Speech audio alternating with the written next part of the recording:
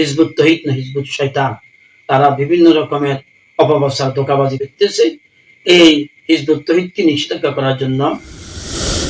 সুবহানাকা লা ইলমা লানা ইল্লা মা আল্লামতানা ইন্নাকা আনতাল আলিমুল হাকিম। সাদাকাল্লাহুল আযীম। আগামী ১ আগস্ট নোয়াখালী মাইজদি জেলা স্কুল হিজবুত তাওহীদের নিষেধাজ্ঞা করার জন্য ইসলামী সম্মেলনের জন্য ডাক দেওয়া হয়েছে।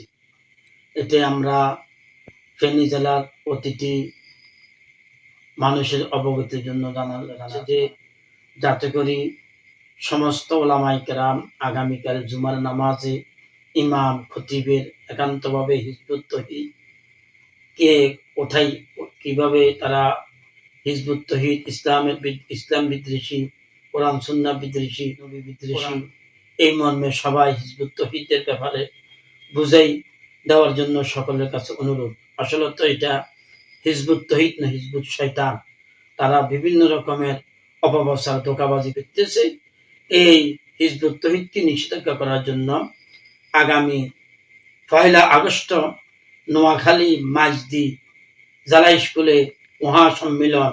এতে বাংলাদেশের বিভিন্ন অঞ্চল থেকে বিভিন্ন বড় বড় ওলামায়ে কেরাম তশরিফ আনবেন এবং বিভিন্ন হক্কানি রব্বানি এখানে আলোচনা করবেন। আমরা মুসলমান ভাই সকলের কাছে অবগতের জন্য জানানো যাচ্ছে যে আমরা সবাই ওই নোয়াখালী মাইজদি জেলা স্কুলে সকাল ১০টা থেকে ৫টা পর্যন্ত বিশাল বড় একটি সম্মেলন।